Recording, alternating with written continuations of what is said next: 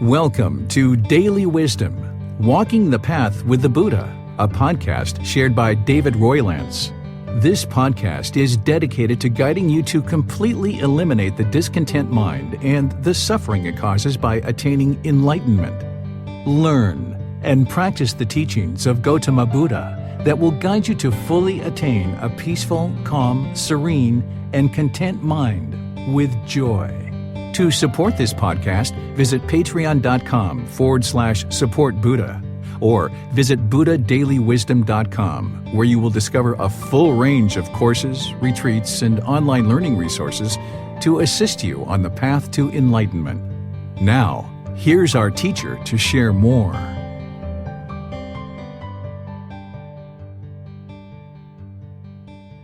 Chapter 11. Meditation, Developing Your Practice. Gotama Buddha said, "Meditate, or lest you regret it later." We have this extremely rare human existence, and we should not let it go to waste through laziness, complacency, or excessive delays.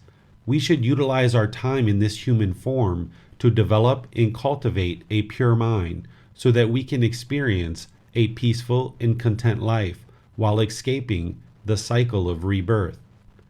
Gotama Buddha explained that a pot without a stand is easy to tip over. The mind is the pot, and your meditation practice is the stand. Without a stable stand, i.e. meditation practice, the pot, i.e. the mind, is going to constantly be tipped over.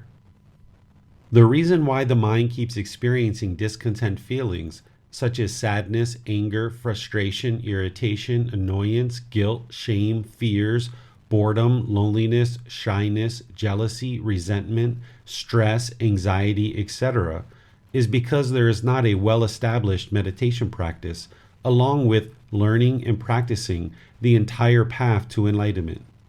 The mind keeps getting tipped over, experiencing discontent feelings.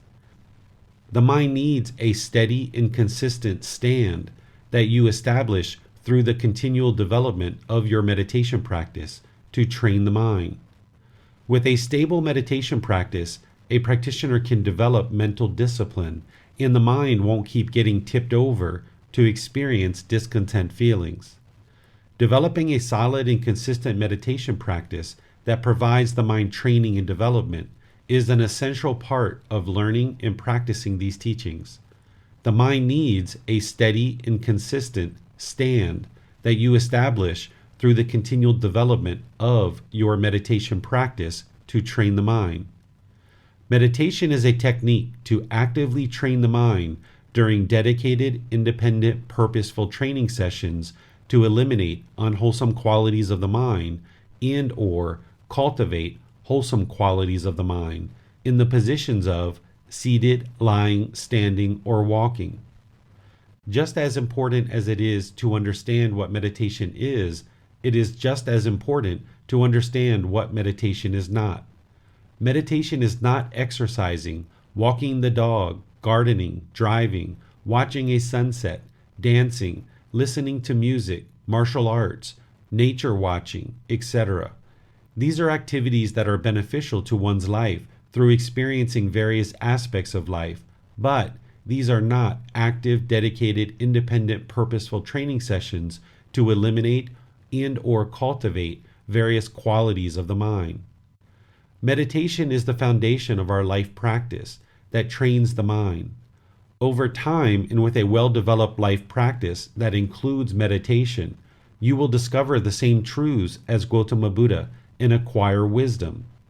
It is the wisdom you develop within a life practice and meditation that liberates the mind.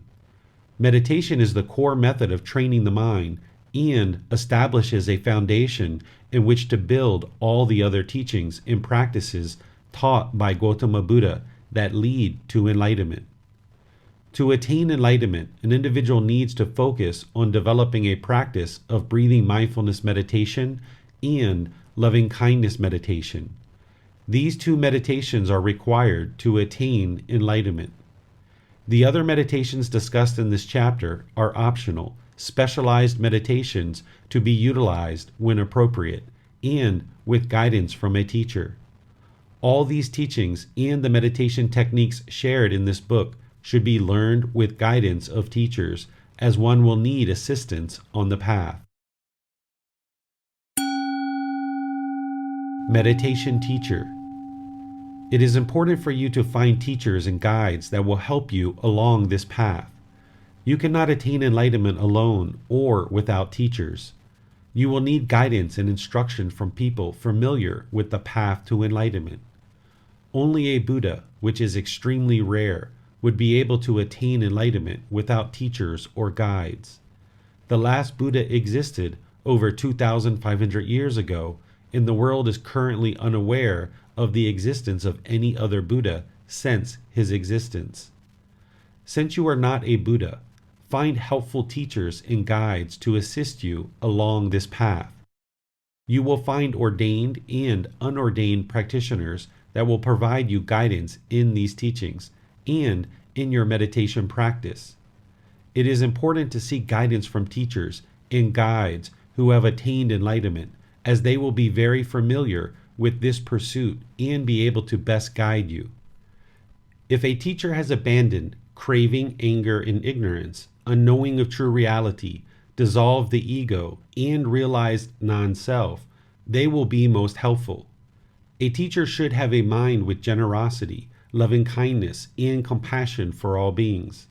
You should be able to observe a quiet stillness and calmness in their intentions, speech, and actions.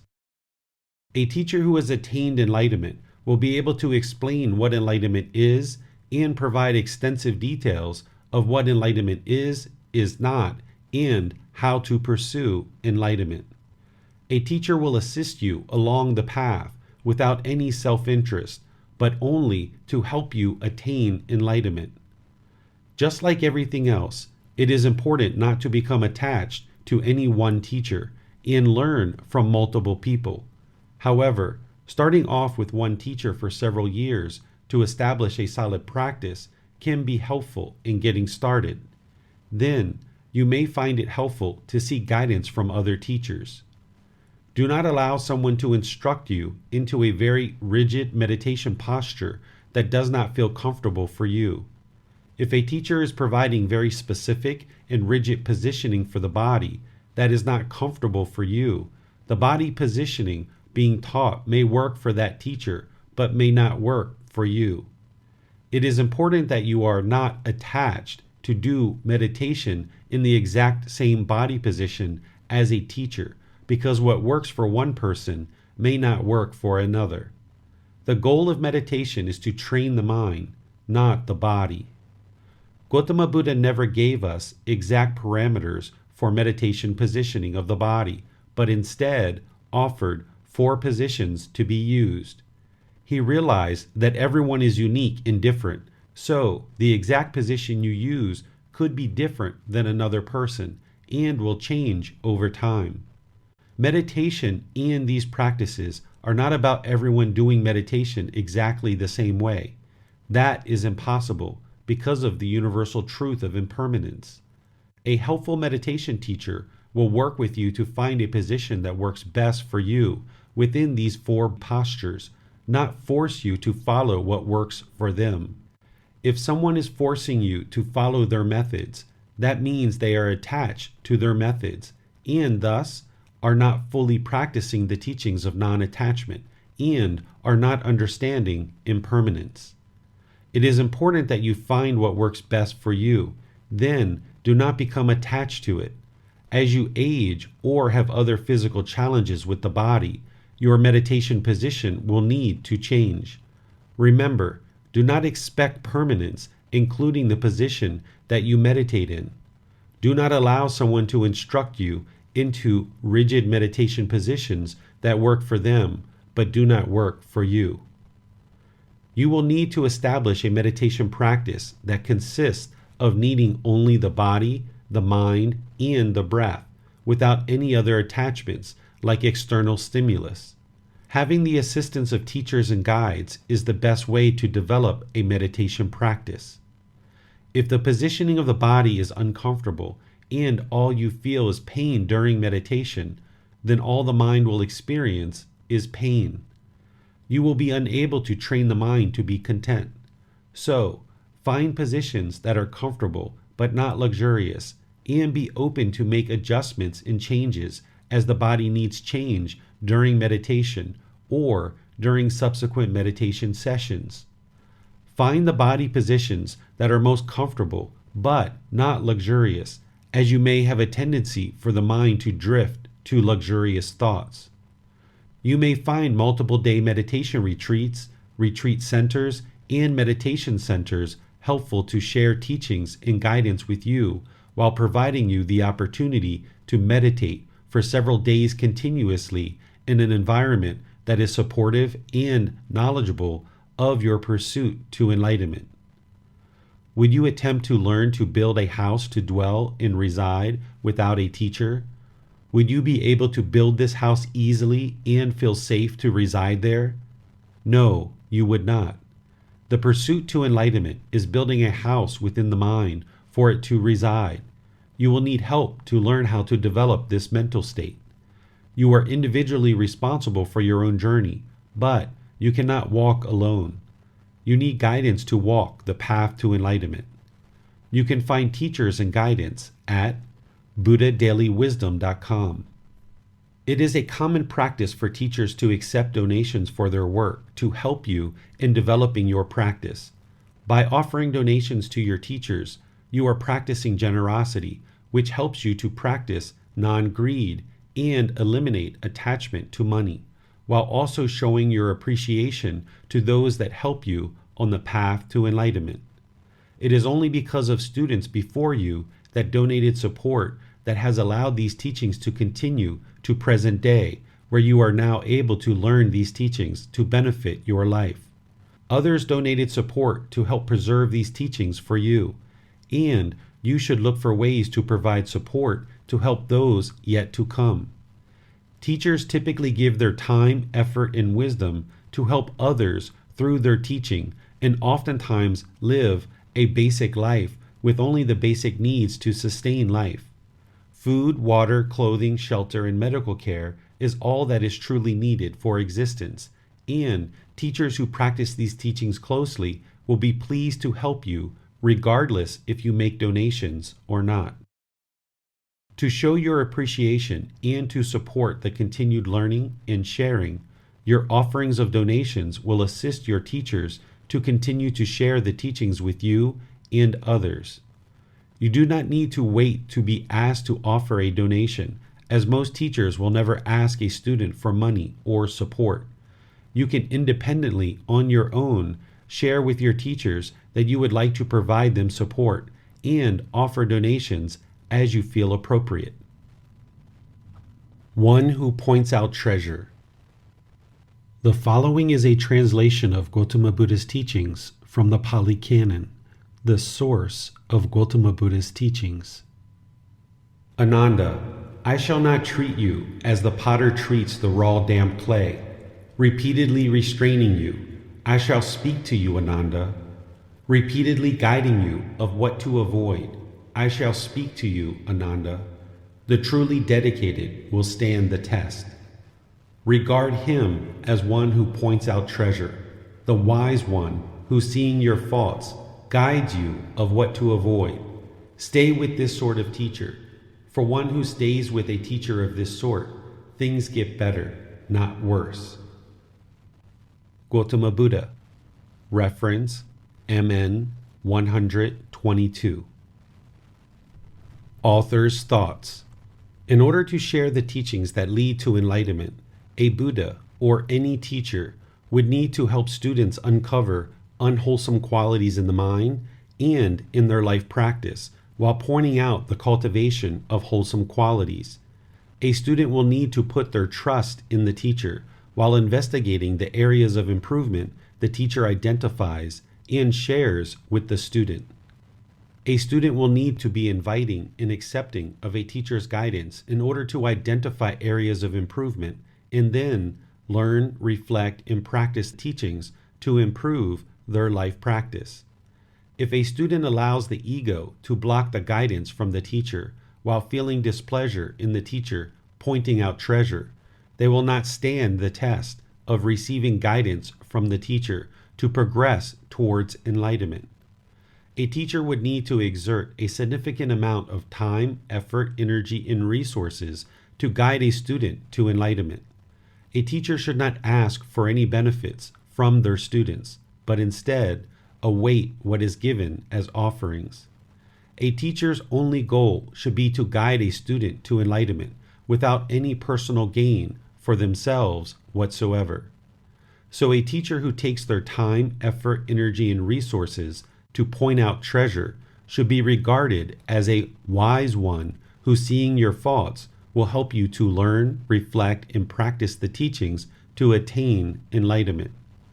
The Buddha's advice is to stay with this sort of teacher, as things only get better, not worse.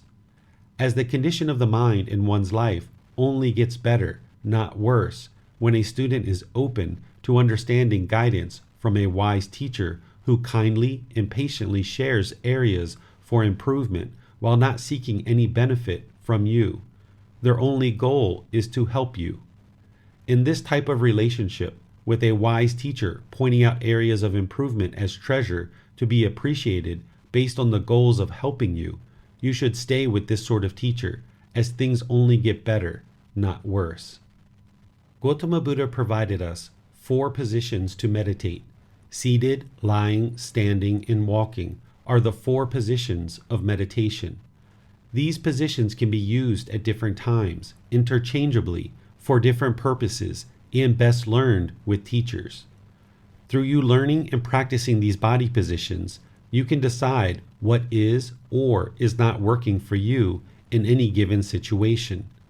It is only when you learn and apply the teachings in practice that you will know the truth of what is and is not working for you. Then, seek guidance from a teacher to better help you gain insight into the development of your meditation practice.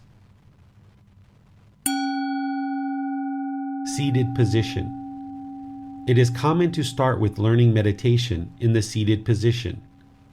Lower body. You can sit on the floor, in a chair, on a bench, a wheelchair, or other location. The important thing is that the lower body is supported and comfortable. If all you feel is pain from sitting on the floor, this is not the right position for you to meditate at this time. You can work to develop sitting on the floor if you like. However, if all you experience is pain, then you will find it difficult to observe anything else in the mind other than pain. So find a seated position that is comfortable for you. The position should be comfortable, but not luxurious. Upper body. The upper body should be fully supported by your own strength. You should not slouch or be too stiff and upright. Maintain a comfortable and supported upper body that is in the middle and allows for comfortable, steady, and consistent breath. If you choose to meditate in a chair, try not to lean back using the backrest unless it is required to eliminate pain or the back muscles are insufficient to support the body. Try using the back muscles to support your upper body, if possible, to maintain an attentive and alert mind. Hands and arms. The hands and arms should be relaxed in front of you. There are several different ways to place the hands and arms. You can see the below photo to observe how Gotama Buddha performed meditation. Gotama Buddha placed his right hand on top of his left hand with the thumbs touching together. If this works for you, you can use this technique. Other options include placing the palms of your hands on your lap or on top of your knees. You should not be attached to placing the hands and arms or other parts of the body in the exact same position as Gotama Buddha. However, if they work for you, then you can use those. The most important thing is that the hands and arms are relaxed in front of the body and comfortable. There are many ways to accomplish this goal. Remember, one aspect of this practice is to eliminate ego. So it is not important that we all force ourselves into the same body position or emulate Gotama Buddha's meditation posture to determine who is doing it right or wrong, or who is better than another. The right position for you is the right position for you. And this will change over time as the body needs to be adjusted as the body has physical changes over the course of your lifetime. You may start meditating on the floor, but later in life move to a chair or other position. What is important is that you find a comfortable position that allows the body to be seated comfortably while you train the mind. Then, not be attached to that position, as it will not be permanent and will need to change over time. Lying position. Lying position can be used for various reasons. If you are using seated position for long periods of time and would like to change positions to continue your meditation, you may choose to switch to the lying position. If the body is tired and you are interested to relax all the muscles in the body while meditating, this could be a helpful position for you. If you are interested to train the mind not to be attached to the seated position, lying position is another option. You may also need lying position at times when other positions are not possible. If you are sick or otherwise incapable of sitting, standing, or walking, meditation in the lying position is an option for you. You can lie on the floor, a bed, or any other location. If you are able to lie on the floor, this is a good place to start, while also being open to meditating in a bed. If you are in a hospital or otherwise confined to a bed, it is nice to have the lying position available for you to meditate. All the muscles in the body should be relaxed and comfortable. Be sure you maintain the mind in meditation, as a lying position may promote a sluggish or sleepy mind. Remember, meditation is to train the mind, so if you are falling asleep while trying to meditate, it will limit your ability to train the mind. To train the mind, you will need to maintain an attentive and alert mind. Conversely, if you are having trouble falling asleep, you could use the lying position and meditation to assist you in falling asleep. Be sure you also have meditation sessions where you are training the mind to eliminate or cultivate the mental qualities discussed in this book. This includes training the mind as described in the various meditations shared in this chapter. The below photo demonstrates a potential option for lying position. Again, you will need to work with the body and teachers to help you find a lying position that works for you, and then you should not be attached to that position, as it will need to change. Standing position. Just like lying position, standing position provides another option for meditation and can also be used at different times for various purposes. In the same way as lying position, standing can be used when you would like to change positions to continue your meditation, or when another position is not possible. You may use standing position during a dedicated meditation session when the body needs to change positions. You can also use standing position while standing at a bus stop, in line, or another location where you are standing and would like to do a bit of meditation. For standing position, you stand upright with both feet together and your arms are in front of you, using one hand to clasp the wrist on the opposite side of the body. There is no secret with which hand clasp the other. It's up to you. If clasping at the wrist with one hand is not possible, then you could allow the arms to just relax at the side or clasp them at the wrist behind the body. Again, no attachments to a specific posture. The body needs to be comfortable, but not luxurious. Walking position. Walking position is another position for meditation that can be used and can be helpful. If the mind is very active and unwilling to sit, lie, or stand, walking position could be used. Additionally, walking position could be used to provide another option that allows you to extend your meditation session to maintain the body in a comfortable position and attentive posture. If the body becomes uncomfortable with one of the other positions, walking position could be used to extend meditation sessions, allowing the body to be comfortable. Walking position, as with all meditation, is helpful to learn with a teacher. You will need to learn various details, and instruction should be sought for this position of meditation, along with all the others. All of the following meditation techniques can be conducted in the above mentioned positions. Breathing mindfulness meditation. Breathing mindfulness meditation helps you to eliminate craving by training the mind to cut off thoughts during meditation, thus removing the poison of craving or greed while developing the skill of mindfulness. The goal of breathing mindfulness meditation is to develop right concentration, right mindfulness, and to eliminate the unwholesome root of craving by training the mind not to cling or attach to emotions, situations, fears, relationships, the past, nor the future expectations you have of yourself. Gotama Buddha explained this as cutting off thoughts. You may also think of this as letting go of the thoughts. All discontentedness is from cravings, desires, and attachments, so it is important to train the mind to not have attachment.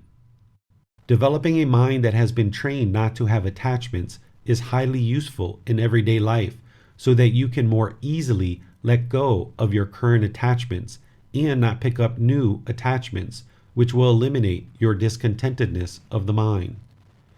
The benefit of breathing mindfulness meditation is that we develop a calm, steady, peaceful, more concentrated mind through the elimination of cravings, desires, attachments. You can develop an unshakable mind. The elimination of attachments is what creates the concentration and contentedness, not actually the meditation by itself. This meditation trains the mind not to have craving. Then you will need to practice non-craving and the other teachings to develop the mind into a pure mind with enlightenment. It is through a practice of non-craving that the mind will be calm, content, and peaceful to ultimately attain enlightenment.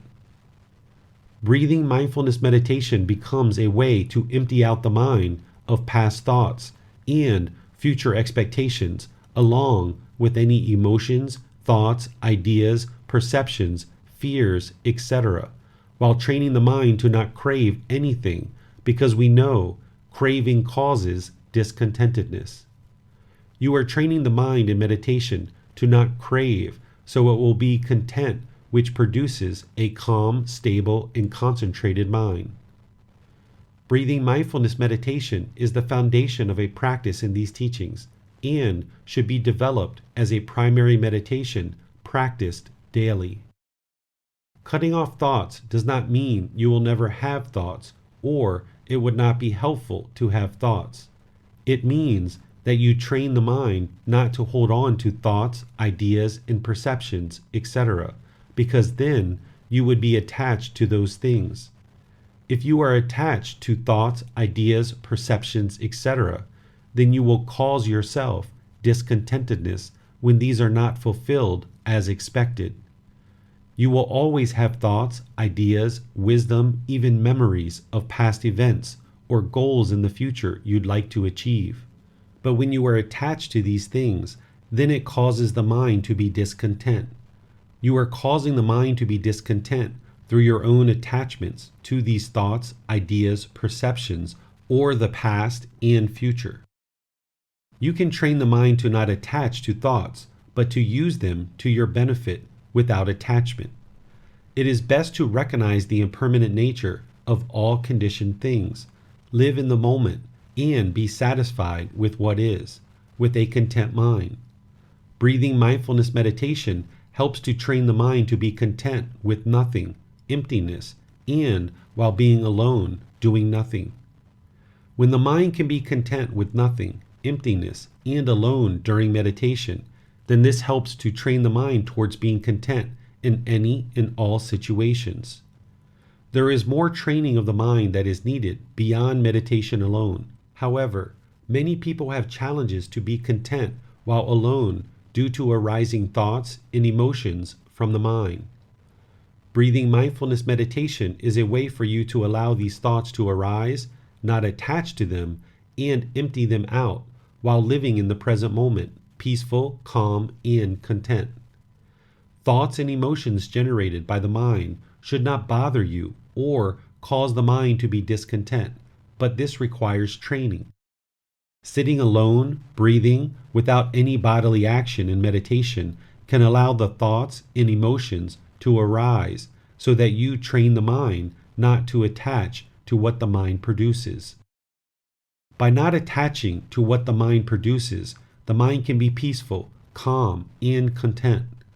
Slowly, over time, the mind will produce less and less negative thoughts or emotions, and the mind can cultivate more wholesome qualities and positive mental states during meditation and in daily life. Breathing mindfulness meditation is the practice for you to train the mind to not attach to thoughts, ideas, and perceptions, or past events and future expectations, to be accepting and satisfied with what is, living in the present moment. Breathing mindfulness meditation is training the mind to let go with ease. Over repeated sessions, the mind develops the ability to easily observe an arising thought, idea, emotion, or feeling, and then to let it go. As the mind develops this ability more deeply, a practitioner is then able to use this skill in daily life. In daily life, when the mind observes an arising unwholesome thought, idea, emotion, or feeling, the mind can then easily let it go. The mind's ability to consistently observe arising unwholesome mental activity and then easily let it go will ultimately be what eliminates craving, desire, attachment, and the associated discontentedness. The mind becomes an expert at cutting off unwholesome mental activity, and then eventually these destructive thoughts, ideas, emotions, and feelings will not even arise. But this is only accomplished through a well-developed practice of breathing mindfulness meditation to cultivate awareness of mind, right mindfulness of unwholesome mental activity, and then easily cut it off. The mind will eventually get tired of clinging to thoughts because of the repeated action of cutting them off and letting them go, and eventually submits, residing in the middle permanently. The mind gradually learns that every time it has a craving, desire, attachment, and discontentedness is produced, a practitioner cuts it off and lets it go. The mind slowly discovers that it is unbeneficial and unfruitful to have mental longing with a strong eagerness. Thus, it will eliminate this activity in the mind, residing completely peaceful and content. When the mind eliminates mental longing with a strong eagerness, craving, desire, attachment, it will no longer experience any discontent feelings whatsoever.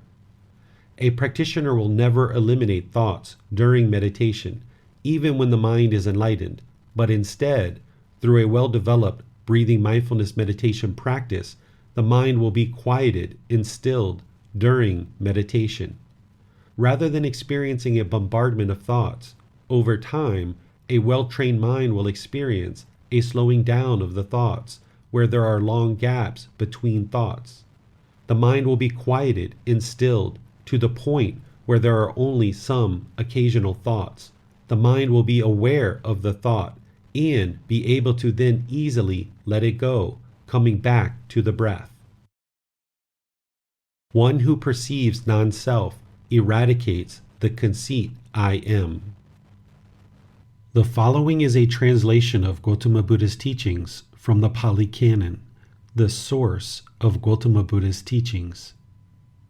When monks, a monk has wholesome friends, wholesome companions, wholesome comrades, it can be predicted of him that he will be virtuous, practicing moral conduct, one who resides restrained by the training guidelines, possessed of wholesome conduct, and resolving difficult situations, seeing danger in small faults.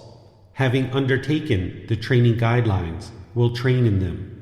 When a monk has wholesome friends, wholesome companions, wholesome comrades, it can be predicted of him that he will get to hear at will, without trouble or difficulty, talk concerned with the holy life that is conducive to opening up the heart, that is, talk on elimination of desires, on contentment, on solitude, on not getting bound up with others, on arousing energy, on virtuous behavior, on concentration, on wisdom, on liberation, on the wisdom and vision of liberation. When a monk has wholesome friends, wholesome companions, wholesome comrades, it can be predicted of him that he will arouse energy for abandoning unwholesome qualities and acquiring wholesome qualities. He is strong, firm in effort, not casting off the duty of cultivating wholesome qualities. When a monk has wholesome friends, wholesome companions, wholesome comrades, it can be predicted of him that he will be wise, possessing the wisdom that discerns arising and passing away, which is noble and penetrative and leads to the complete destruction of discontentedness. Having based himself on these 5 things, the monk should develop further another 4 things. 1. The perception of unattractiveness of the body should be developed to abandon lust. 2. Loving kindness should be developed to abandon ill will. 3. Mindfulness of breathing mindfulness meditation should be developed to cut off thoughts. 4. The perception of impermanence should be developed to eradicate the conceit, I am. When one perceives impermanence, the perception of non-self is stabilized.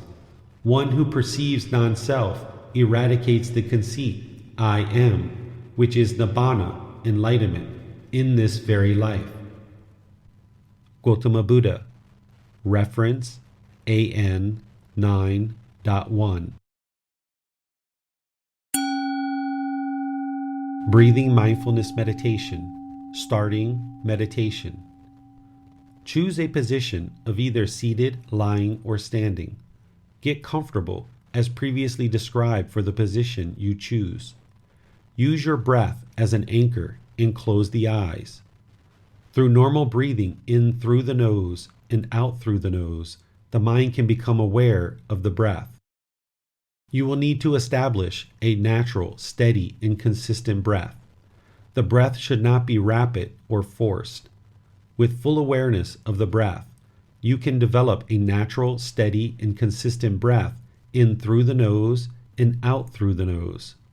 The inhale and exhale should be gradual, fully experiencing the entire breath.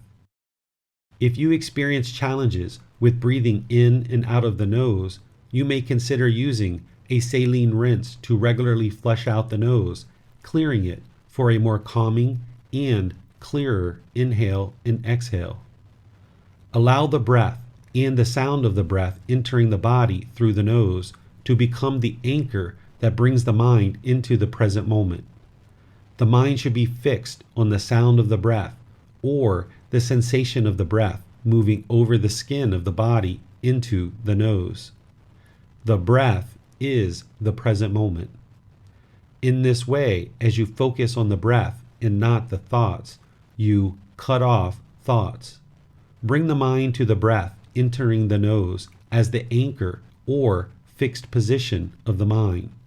As any thought enters the mind, you should not observe the thought, attempt to figure it out, evaluate it in any way, or why it's coming to the mind. Bring the mind back to the breath, even if the mind wanders for some time. Catch the mind and bring it back to the anchor of the breath. It may take time for you to establish this practice and thus realize the benefits.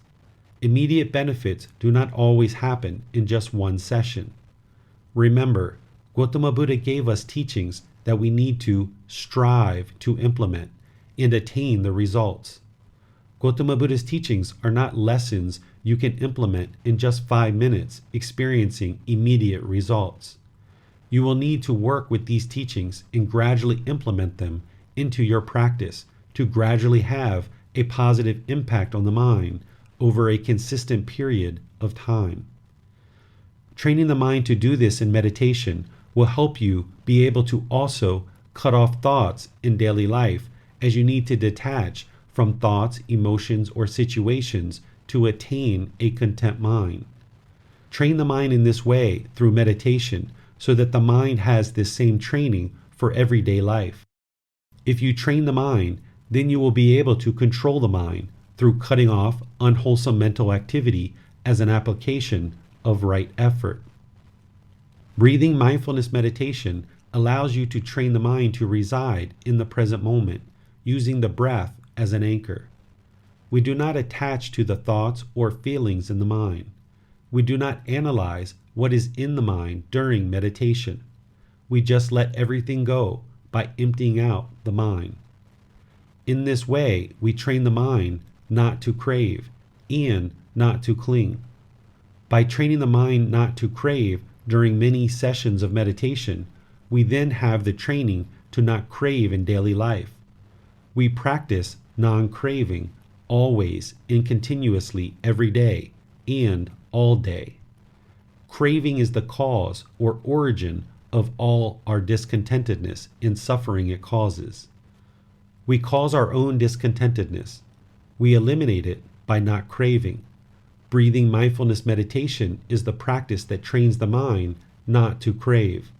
With regular daily sessions of training, you will then be able to control the mind in all situations as you near closer to enlightenment. Breathing mindfulness meditation is a practice to train the mind, but it also, like everything else in your life, has an effect on your karma. Through being still, calm, and peaceful for extended periods of time, you are producing only wholesome karma.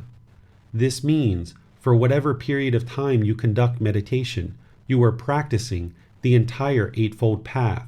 Thus, you eliminate all unwholesome karma production. As a result, you are putting health into the world and can expect only goodness from your meritorious conduct. Immediately, what you receive from your meditation period is typically increased levels of calmness, peacefulness, mindfulness, and concentration with a more stable mind. The longer you meditate, the more noticeable the effect. It could take you several attempts and getting comfortable with meditation prior to you having noticeable benefits or results. After completing breathing mindfulness meditation, then the goal is to carry the calm, steady, and stable mind with you throughout the day, practicing all the teachings of the Eightfold Path as a life practice, cutting off any unwholesome mental activity as it arises. Once you have developed a consistent breathing mindfulness meditation practice for a minimum of 4 weeks, you may decide to move into loving kindness meditation. Loving kindness meditation. Loving kindness meditation helps us to eliminate anger, hatred, ill will, hostility, aggression, resentment, and cultivate a mind that has loving kindness or goodwill towards all beings, thus removing the poison of anger, hatred, or ill will. There are several ways to do loving kindness meditation, as with all meditation. Every teacher and practitioner will have various techniques that work for them and are helpful. Learning from others and sharing your practice is one way to contribute to the wealth of knowledge among practitioners of these teachings. There is not one right way to meditate, but instead many different options that may or may not work for you. Continue to explore options with various teachers and practitioners until you have a toolbox that helps you in your pursuit of enlightenment. Gotama Buddha described developing a mind of loving kindness through meditation as the second highest form of wholesome karma one could produce, with meditating on impermanence, i.e. breathing mindfulness meditation, as the highest quality of wholesome karma. A mind that is well trained produces little to no unwholesome karma to harm others, so thus the unwholesome karma will be reduced with less effect to you. A well-trained mind is easy to control, producing only wholesome intentions, speech, and actions that is harmless to other beings. Thus, no harm will be returned to you. Loving-kindness meditation can be enormously beneficial in cultivating a mind of loving-kindness and compassion for yourself and all beings. To attain enlightenment, you will need to remove any and all anger, hatred, ill will, hostility, aggression, resentment, and other negative emotions towards yourself and any other being, to even include a minor dislike. You will need to abandon, eliminate, and extinguish any and all negative mental states towards yourself and others. Loving kindness meditation and practicing loving kindness in daily life is the way to accomplish this goal. Loving kindness meditation. Starting meditation. To conduct loving kindness meditation, you should first practice breathing mindfulness meditation to bring the mind to the present moment, or singleness of mind, to eliminate any unwholesome mental states prior to loving kindness meditation. This helps to ensure your intentions are the most pure prior to cultivating a mind of loving kindness towards all beings through emptying out the mind and detaching from thoughts, ideas, and perceptions. In effect, the breathing mindfulness meditation should be a preparation for loving kindness meditation. Then, do loving kindness meditation in a method or style that you have learned from teachers. The below is offered as a potential option for you to try and experience results. Remember, any meditation practice will need consistency and dedication over multiple sessions to produce results. So, you should not expect immediate or instantaneous results, but instead commit to a gradual training of the mind to realize gradual benefits.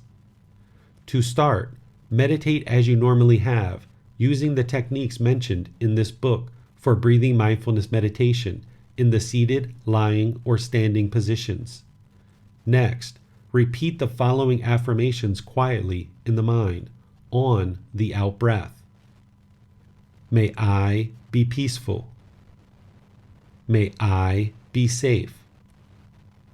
May I be well. May I be free of all discontentedness and the suffering it causes. May we be peaceful. May we be safe. May we be well. May we be free of all discontentedness and the suffering it causes. May all beings be peaceful. May all beings be safe. May all beings be well. May all beings be free of all discontentedness and the suffering it causes. Phrases. Repeat this meditation and its affirmations as many times as you need over several sessions to cultivate a mind with intentions of goodwill or loving kindness toward yourself and all beings. The individual phrases you use can be modified to fit your own choice and needs. The important aspect of developing these phrases is to suit your own needs and to ensure the last word is a non-burdening phrase. For example, you would not be interested to use the terms kind, happy, polite, respectful, etc., because these phrases require the beings to do something in order to attain this affirmation. Your phrases should not burden yourself or another being with the obligation to do something in order to attain the affirmation you use.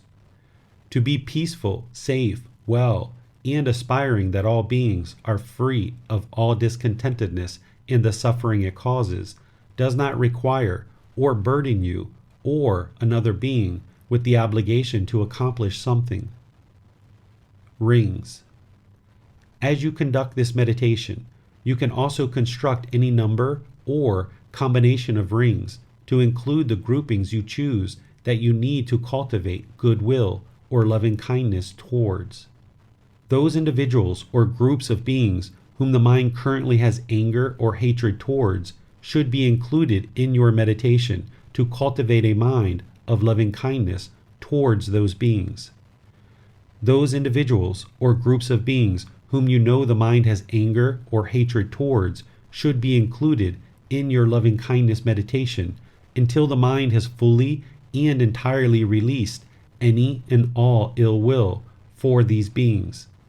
If the mind develops anger, hatred, or ill will towards any individuals or groups of beings, they should be included in your loving kindness meditation to eliminate this from the mind.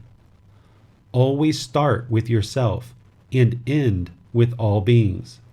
Examples might be 1. I, we, all beings.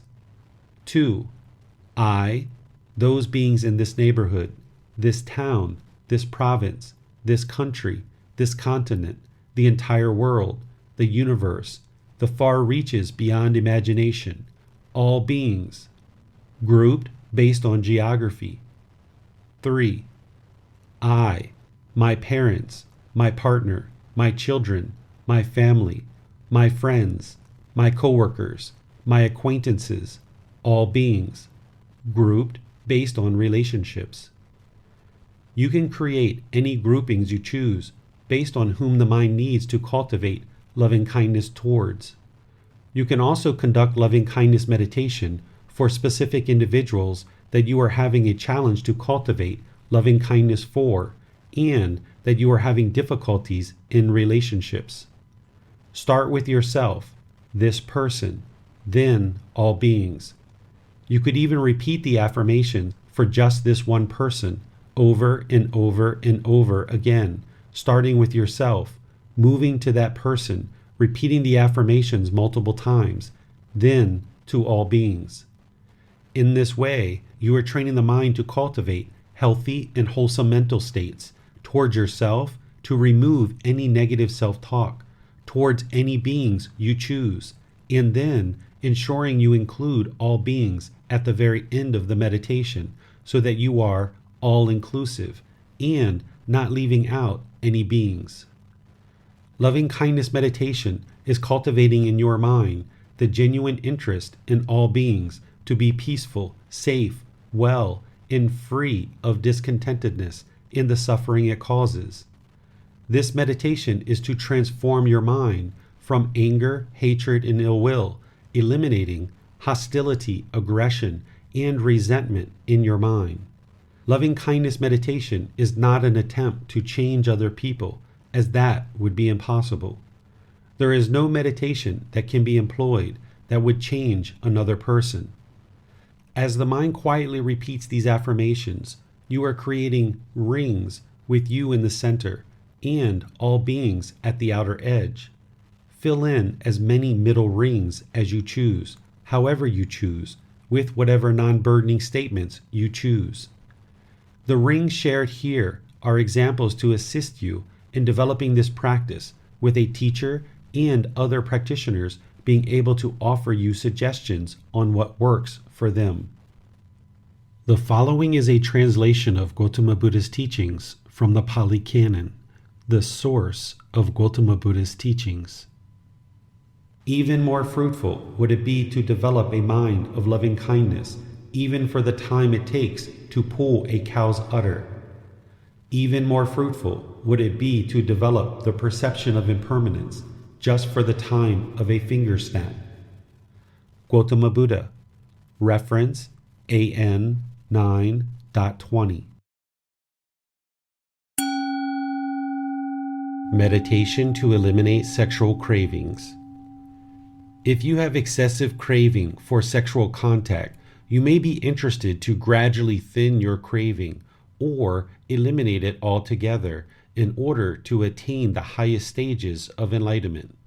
The decision to reduce or eliminate the fetter taint of sensual desire, which includes sexual contact, is a personal choice that one can pursue based on where they are in the stages of life and if they would like to pursue the highest stages of enlightenment. It is a personal choice for each individual when or if they choose to thin or eliminate sensual desire to include sexual contact. The reason we have sexual craving is because we do not see the body as it truly is. We see the outer layer of skin, hair, clothing, and other added features that are assembled into an appearance that is appealing to our senses. When we see the body as it truly is by observing, as Gotama Buddha said, the unattractiveness of the human body, craving for sexual contact can be reduced or eliminated. Sexual craving is a craving that needs to be extinguished as you choose to progress to the highest stages of enlightenment. You can acquire a photo of a dead corpse or a partially dissected human body for meditation while looking at this image. If you are in the presence of an actual corpse, you could meditate for this same purpose and goal. The added exposure to the smell of a dead corpse can help you meditate on the unattractiveness of the body, which can help to reduce or eliminate sexual craving. Without the outer layer of skin, you can see the flesh, bones, sinews, and fluids of the body. A photo of a dissected corpse will expose these hidden aspects of the body so that you can see the body as it truly is and thus reduce or eliminate sexual craving depending on your goal. This is a specialized meditation that would not be required of all practitioners, but only those who are working to thin or eliminate sexual contact. This meditation can help a practitioner improve their moral conduct so that they can more closely practice the 5 precepts through having sexual contact with only one partner and or to eliminate the fetter taint of sensual desire through the complete elimination of sexual contact. Sexual cravings usually start in the mind as it daydreams about sexual contact and or observes individuals through the eyes you find attractive. In addition to the meditation shared here, as you observe the craving for sensual pleasure through the eyes arise in the mind, you need to train to cut it off and let it go. Redirect the mind towards something else as a practice of right effort. Do not allow the mind to dwell in obsessive thoughts regarding sexual contact or actively seek out pleasant-looking people or content to view through the eyes, as this will arise the craving for sexual contact in the mind. It is much easier to cut off and let go of sexual cravings before they are filling the mind than to allow the mind to be polluted with sexual cravings and to then attempt to eliminate them. Guarding the doorways of discontentedness, not allowing the mind to welcome the pleasant thoughts of sexual contact to enter, will help prevent the mind from an arising sexual craving. It is much easier to prevent the arising of craving sexual contact than to eliminate it once it has invaded the mind. Meditation to realize non-self. As you progress on the path to enlightenment, you will eventually need to learn the universal truth of non-self and that there is no permanent self in order to realize non-self, eradicating the fetter taint of personal existence view. Learning the teaching of this universal truth is important, but then you will need to realize this for the mind in practice. Just like all the teachings of Gotama Buddha, you will need to learn the teaching intellectually, then practice the teaching to apply it so that you can acquire this wisdom in the mind. The perception of impermanence should be developed to eradicate the conceit, I am, helping you to realize non-self, and that there is no you that exists. This helps you to understand you are not the body, you are not the mind. All that exists is a physical body and a mind that have come together for this unique existence, but neither of these are you. It is craving that is the fuel that brings you back into a new existence in one of the 5 realms of existence. The body does not belong to you. You cannot keep it forever. The body is not you, and it is impermanent. Earlier in this book, there were teachings shared to help you understand non-self. This is one of the 3 universal truths. If you need a refresher on this teaching, see the chapter, The 4 Noble Truths, Establishing Right View. The teaching of the 3 universal truths is located in that chapter. Non-self is a teaching you need to understand, but more importantly, it's a realization that you need to attain as part of the path to attain enlightenment at any stage. You need to realize non-self towards the later stages of the path, as it's a more intermediate to advanced teaching, which is better approached later as you are practicing many of the other teachings.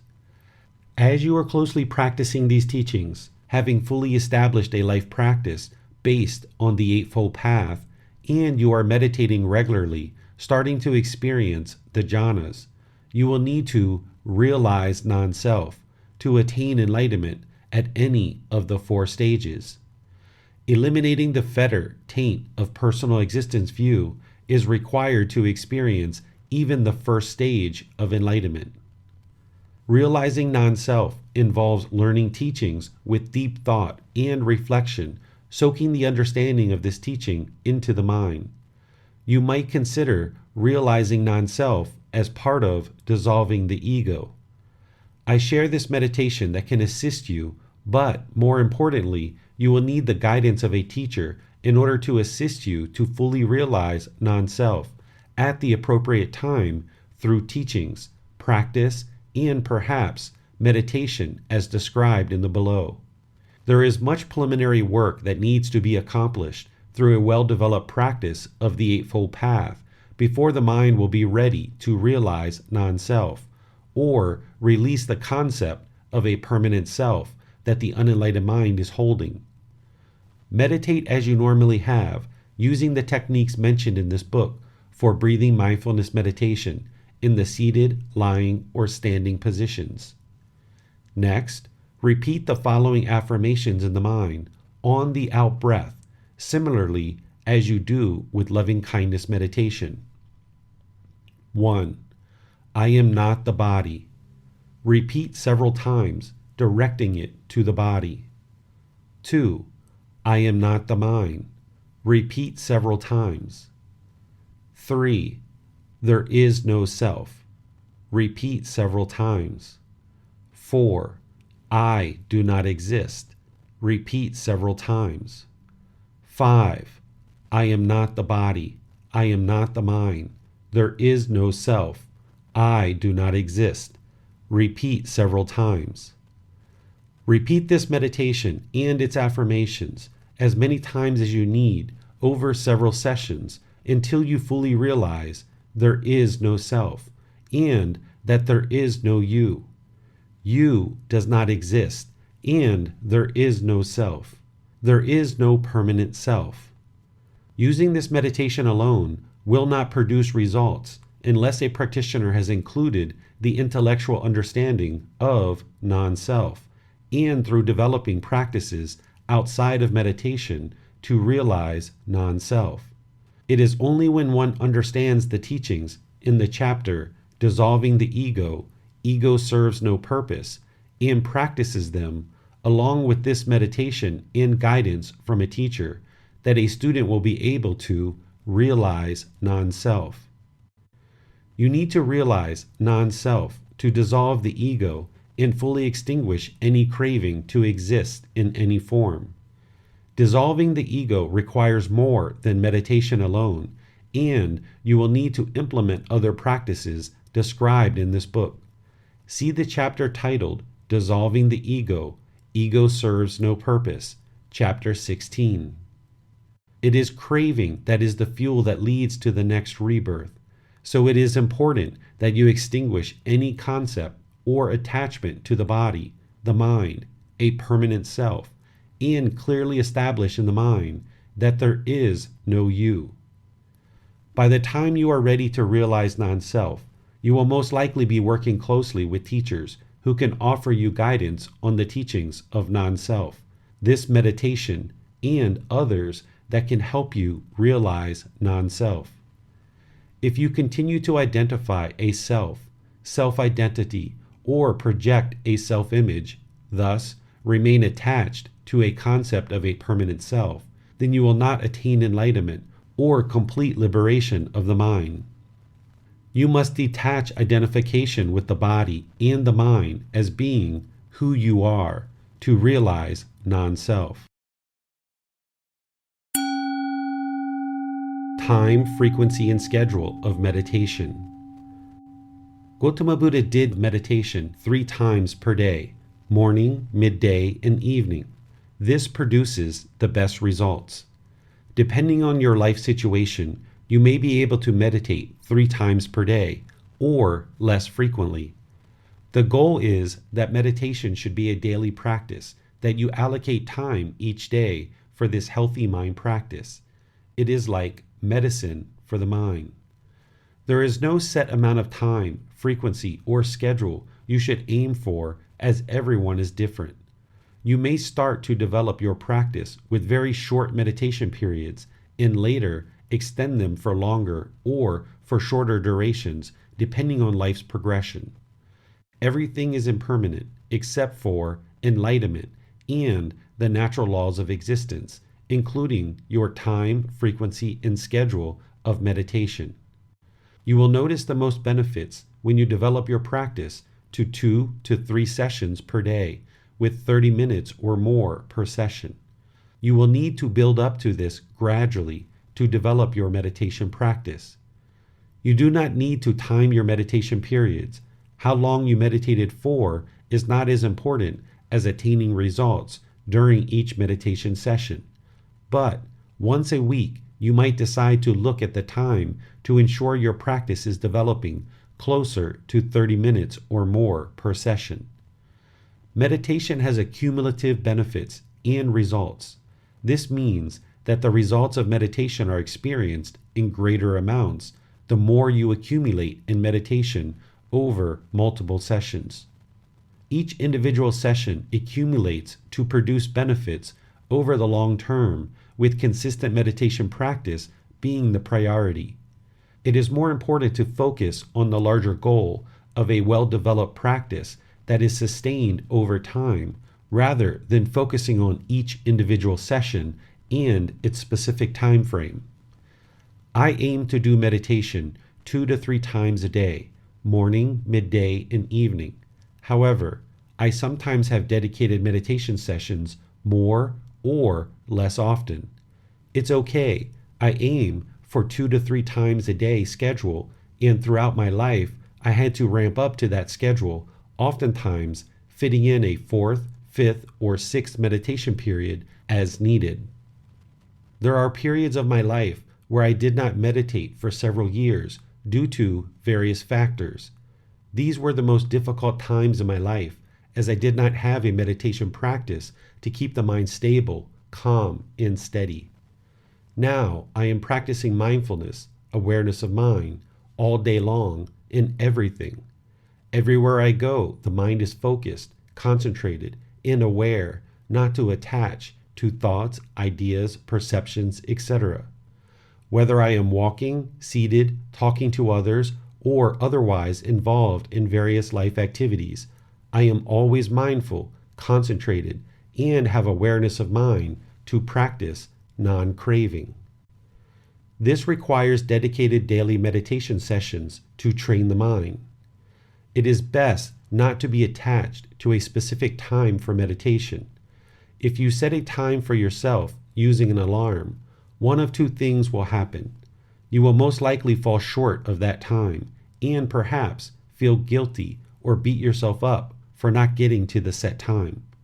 The other outcome of setting the time could be that you will be deep in meditation, gaining benefits, and the alarm will go off, limiting you from going further to attain more benefits.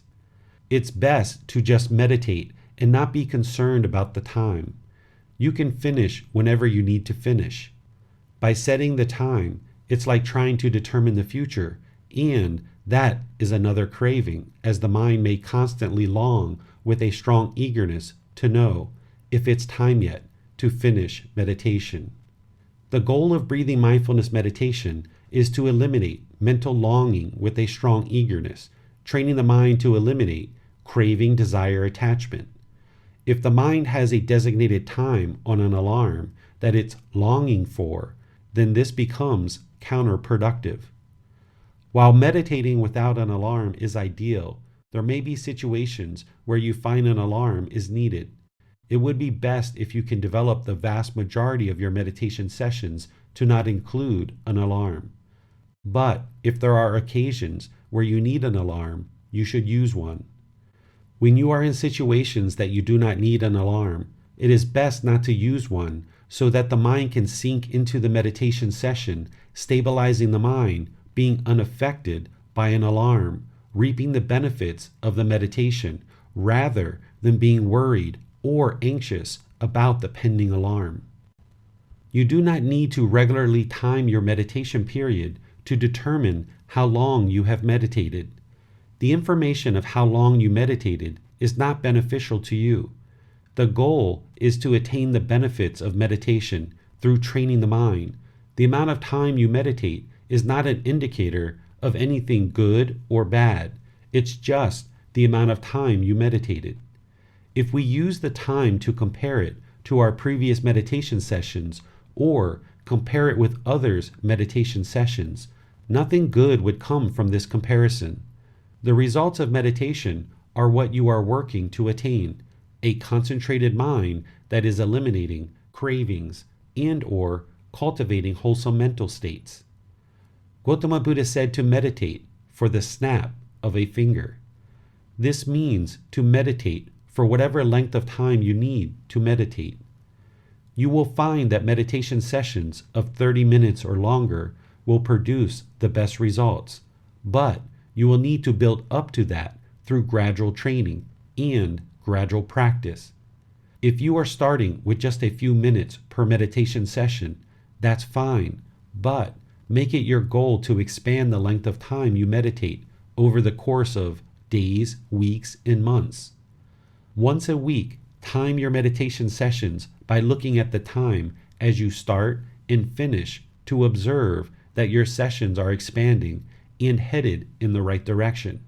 The amount of time you meditated is just to ensure you are actively working to build your meditation practice, but not anything to take pride in or compare with others. Instead, use this for your personal progress and perhaps in conversation as you seek guidance with a teacher. You will need to build up to a practice where you are able to meditate anywhere and in any situation, no matter what the perceived distractions might be. You can accomplish this by changing the location where you meditate so that you are not attached to meditating in just one location. During certain periods of your life, you may decide to do multiple day meditation retreats that involve 3, 5, 10, 21, or a longer number of days in deep meditation. You need to develop your own practice, see the results, and figure out how meditation can integrate into your life rather than following another person's pre-prescribed formula that works for them. Their practice may not work for you, so discover your truth and what works best for the mind. Even though we describe the path, which has 8 distinct steps, what that path looks like in our daily life for each individual is going to be very different. You cannot meditate your way to enlightenment, as you must have a life practice, but you would not be able to attain enlightenment without meditation either. You will need meditation to be able to clear your past and future thoughts, along with attachment to thoughts, emotions, people, situations, etc., and bring the mind to the present moment. This will help you walk the middle way. Sleepiness during meditation. Practitioners will oftentimes experience sleepiness during meditation sessions. This is normal. If the mind experiences sleepiness or a tendency to fall asleep, the mind may need rest, and therefore you should rest the mind to ensure there is sufficient sleep. However, you will need some dedicated meditation time, either morning, midday, and/or evening. You could try these different times to observe the effect various times have on your practice, and you may choose to build up a practice where you are meditating at all 3 times during the day. If it's noticed that the mind is continually falling asleep at all these times, and dedicated meditation time is still needed, then changing positions between seated, lying, standing, and walking meditation positions could be employed to maintain attentiveness and the ability to train the mind during meditation. As the mind has learned and is practicing these teachings more deeply while practicing non-craving, you may notice the mind needs less sleep and experiences deeper sleep. Just like everything else, sleeping patterns are impermanent, and the mind will need to get comfortable with shifting sleep patterns, not attempting to allow the mind to get fixed to one specific sleep schedule. It is impossible for the mind to sleep at the same time each day, or for the same amount of time each day. This would be permanence, and that does not exist. Physical sensations during meditation. During meditation sessions, the mind may become aware of various physical sensations throughout the body. Various sensations will arise and they will cease to exist. These sensations are not permanent. As the mind experiences these various physical sensations, just like the thoughts, ideas, and perceptions, let them go. Do not allow the mind to hold on to the physical sensations or allow them to disrupt the meditation session. Recognize how the physical sensations arise and then cease to exist. They are impermanent. Train the mind to resist the urge to scratch or touch the sensations, just allowing them to exist and then cease to exist.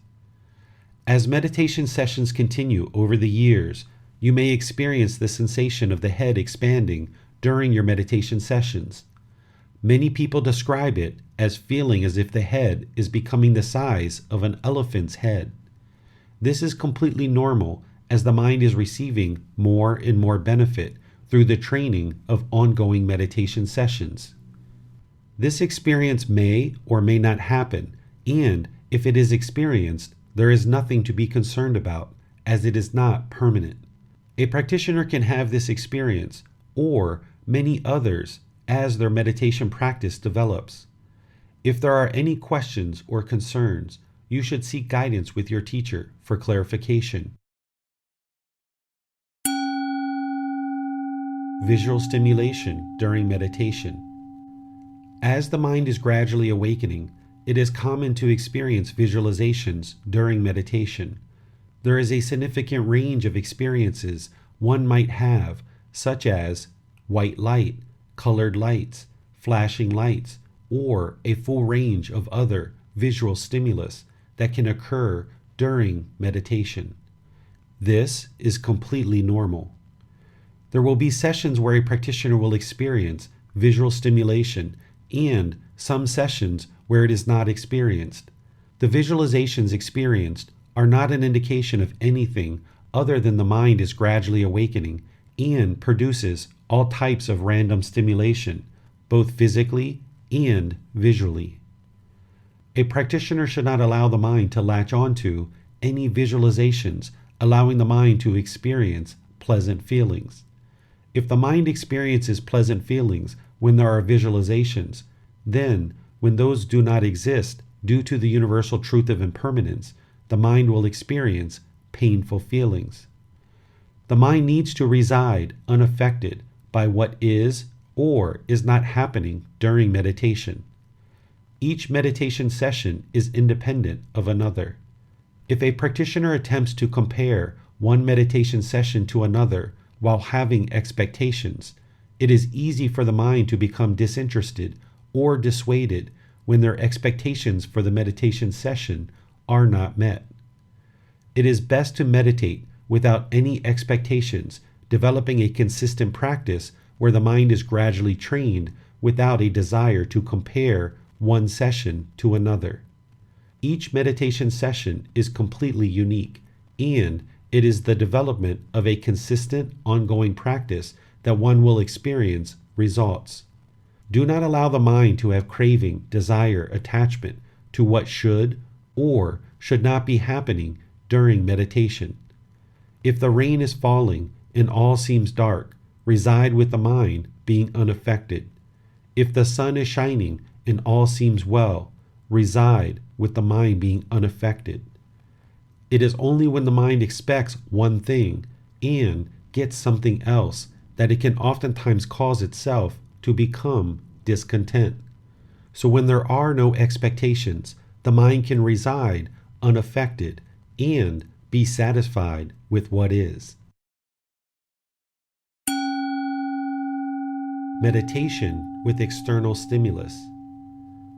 There are meditation practices that include the use of external stimulus like gongs, phone apps, music, beads, candles, and other devices, or you might learn meditation with a guide constantly talking to you.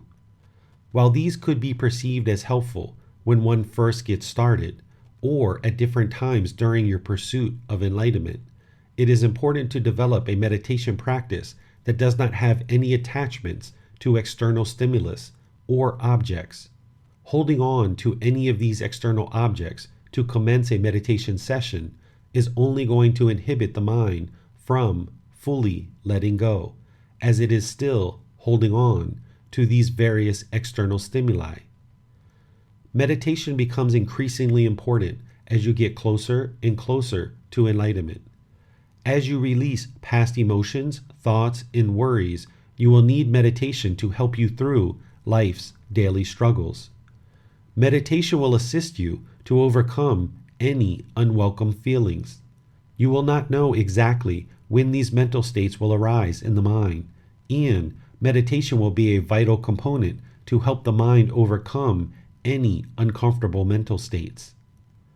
Because you do not know when or where you will be as you start to release emotions, you need to ensure you develop a solid meditation practice that does not include attachment to any external requirements or stimulus for you to conduct meditation that is beneficial for the mind. You will need to be meditating each day, 2 to 3 times per day, so you will not have the same external stimulus with you every day of your life as you roam about the planet. So, it is important to develop a meditation practice that is not dependent on any external objects. You should only need 3 things to perform meditation: the body, the mind, and the breath. You will have these 3 items with you always until your last breath, at the breakup of the body and separation of the mind, when you will take the last breath. All external devices are impermanent, and therefore you cannot have them with you 100% of the time for your entire life. If the mind becomes attached to meditating with these devices, then you are dependent on them in order to train the mind through meditation. One goal of this practice is to eliminate any and all attachments, which includes attachment to external stimulus during meditation.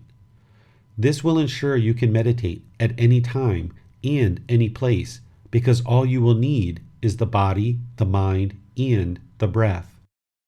You should develop a meditation practice that only requires the body, the mind, and the breath, with you being alone. This should comprise 80 to 90% of all your meditation practice so that you are able to pursue enlightenment through an independent journey. No matter where you are in the world, you will always have the body, the mind, and the breath. Having a meditation practice that only requires the body, mind, and breath will ensure you can meditate anywhere at any time on this independent journey with teachers pointing the way. That is the meditation practice you will work to achieve, but that practice evolves over time, and you will need to be patient with yourself as you work to develop this practice. Preparing for meditation. Gotama Buddha described that as we prepare ourselves for meditation, we must set up mindfulness in front of us. This relates to how you prepare the body and the mind for meditation. I have chosen to follow the below described practice to set up mindfulness in front of me, that I developed for myself with a combination of the traditions I have studied and gained benefit from over my lifetime. However, you should find what works best for you to set up mindfulness in front of you based on your own life experiences and the wisdom you have acquired throughout your life. This practice is only described to provide you an understanding of what I do and its diversity of traditions. However, you should not use this as a step-by-step process for yourself, as you need to find what works best for you. You do not need to include prayer or anything that relates to God. I chose to do this based on my experiences in life. Your practice will be developed based on your experiences in life, which are unique to you. 1. Kneel on the ground. Make the Holy Trinity, the Father, the Son, and the Holy Spirit. 2. Pray to God, the Father, thanking Him for my life and anything that comes to mind, letting Him know that I love Him and appreciate His presence in my life. I do not ask for any favors or wishes. God is not a genie in a bottle, and I am not interested to just always ask God for things.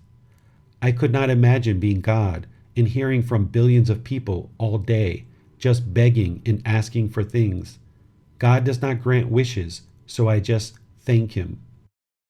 Additionally, if one is always seeking things from God, they would be practicing wrong view and would still have craving, thus not be able to attain enlightenment.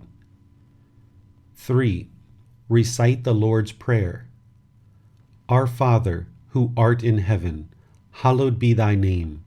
Thy kingdom come, thy will be done, on earth as it is in heaven. Give us this day our daily bread. Forgive us of our trespasses, as we forgive those who trespass against us. Lead us not into temptation, but deliver us from evil. For thine is the kingdom, the power, and the glory, forever and ever. Amen. See the glossary for a full explanation of this prayer. 4. Chanting in Pali language. Arahang Samma Sambuddho Mahakava Bhutang Mahakavanhang Apivateyami Savakato Mahakavata Tammo Dhammang Namasami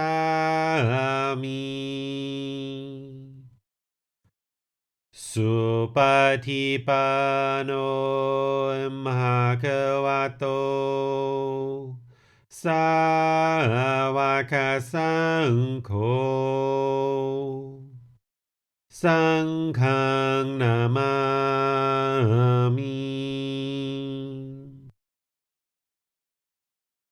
Namo Tassa Bhagavato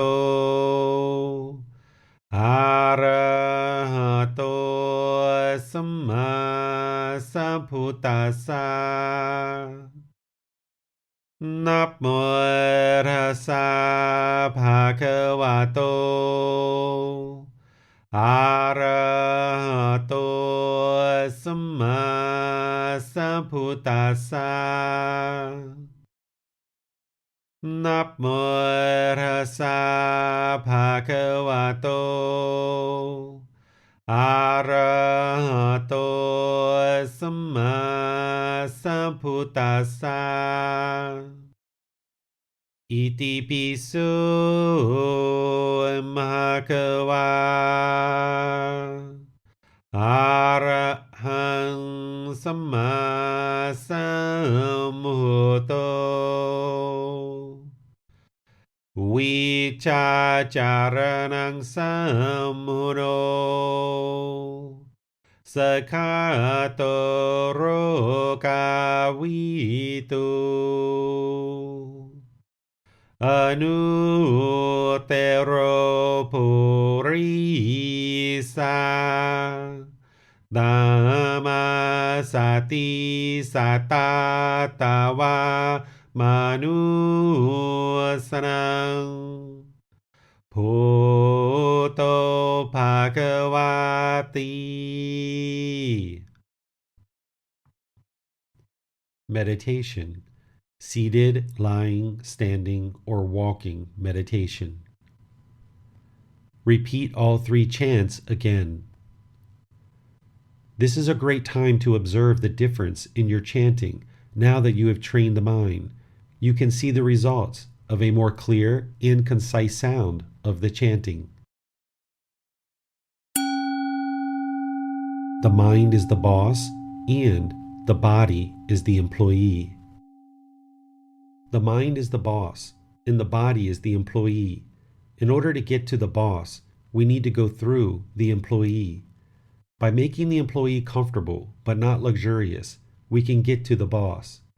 By keeping the body comfortable but not luxurious, this will keep the mind attentive and alert so that it can be actively trained in a meditation session.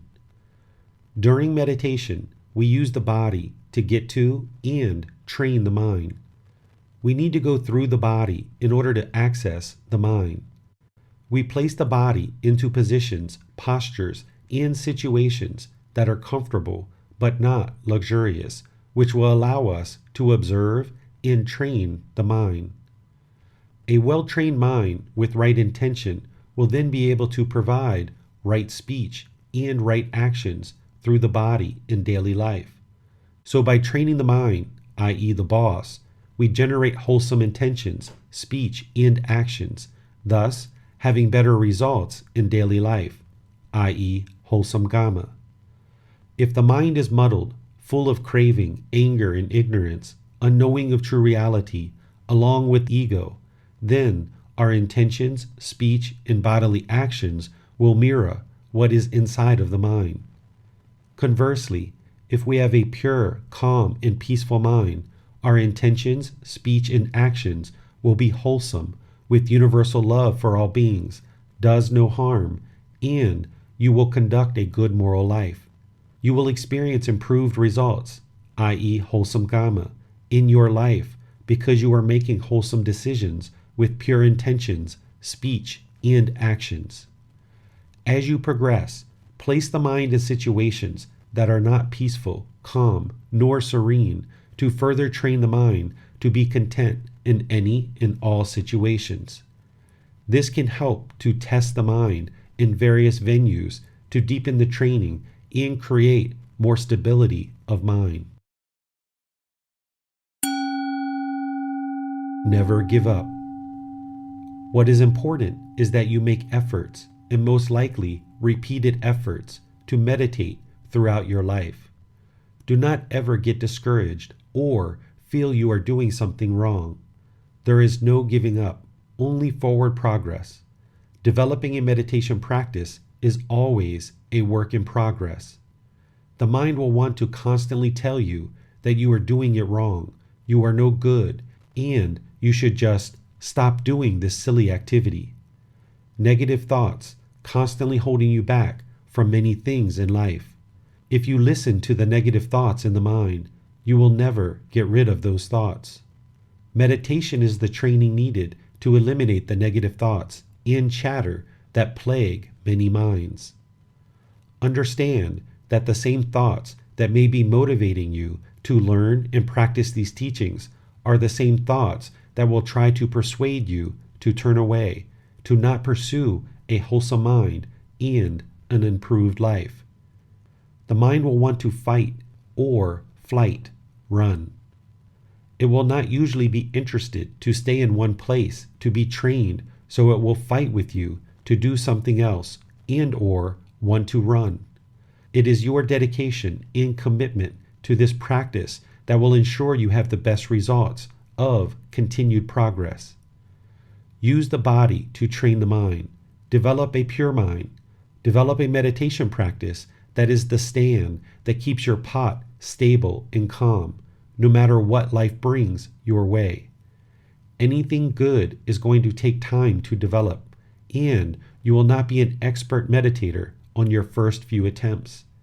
It will take several years for you to develop this practice as a life practice, but you should notice increased benefit and growth as you progress over time. Find a helpful teacher who has attained enlightenment that can teach you how to meditate without attachments to external stimulus or guidance. Gotama Buddha taught the first 3 types of meditation offered in this chapter to include breathing mindfulness meditation, loving kindness meditation, and meditation to eliminate sexual cravings. Other styles of meditation have been created and shared since Gotama Buddha's lifetime. The author of this book has shared the meditation to realize non-self based on his own experiences with these teachings and what helped improve his practice. The main form of meditations taught by Gotama Buddha to attain enlightenment focuses on training the mind to cut off thoughts, i.e., letting thoughts go, while observing impermanence, called breathing mindfulness meditation, to eliminate craving, desire, attachment, and loving kindness meditation to eliminate the poison of anger, hatred, ill will. Keep in mind that any attachment to thoughts and ideas will produce a discontent mind. The goal of Gotama Buddha's teachings is to empty the mind through training, not to encourage more thoughts. Through emptying of the mind, it will create more space for there to be beneficial thoughts that could lead to developing wisdom that will assist you on your journey in life. However, meditation itself should be focused on training the mind to be empty and still, without negative thoughts. Develop singleness of mind through training the mind in meditation, and then practice maintaining this throughout the day. Through developing an empty mind, you will have concentration that leads to beneficial thoughts, speech, and actions during your daily life. There are meditation practices that cultivate wholesome mental states, such as loving kindness meditation, and others as presented in this chapter. All meditation will focus on the elimination of unwholesome qualities of the mind, or cultivation of wholesome qualities of the mind. These are the goals of these teachings, and thus is the goal during meditation. If you decide to employ any meditation that was not taught by Gotama Buddha, ensure you understand the why. Gotama Buddha's teachings clearly explain the problems in the unenlightened mind and provide an exact remedy or solution to those problems. Each of his teachings are interconnected, leading to a specific goal or objective to eliminate specific unwholesome qualities and arise specific wholesome qualities of mind. If you are going to go outside of what Gotama Buddha prescribed, be sure you understand the why, as Gotama Buddha has provided a complete solution, and a practitioner should have no need to employ something that was not taught by the Buddha. Mixing and matching various traditions can result in massive confusion for a practitioner and actually hinder or inhibit their journey to enlightenment. Enjoy your journey in constant pursuit of enlightenment. Remember that meditation is just one component of your life practice. Meditation is a practice that is inside your life practice to train the mind. The following is a translation of Gotama Buddha's teachings from the Pali Canon, the source of Gotama Buddha's teachings. Meditate, monks. Do not be complacent, lest you regret it later. This is my instruction to you. Gotama Buddha. Reference SN 43.1. To learn more about developing your meditation practice, see the book titled Breathing Mindfulness Meditation, Volume 7 of this same book series. The end of each chapter will have learning resources for further exploration. You will be able to explore the audiobook, videos, podcasts, and quizzes to deepen your understanding of the content you read in each chapter. Please see the ebook for more details on these resources. As you have questions or need clarification on these teachings, you are welcome to post those into the Facebook group, Daily Wisdom, Walking the Path with the Buddha, or contact the author privately for in-depth learning. Daily Wisdom, Walking the Path with the Buddha. Facebook.com/groups/Daily Wisdom 999. Thank you for listening to this podcast. To provide support for this podcast, visit patreon.com/support Buddha. To access more teachings, visit buddhadailywisdom.com. There, you will discover a full range of courses, retreats, and online resources to assist you on the path to enlightenment. Remember to establish a daily, consistent meditation practice, along with learning and practicing these teachings. A well-developed meditation practice is the foundation in which to train the mind to attain enlightenment.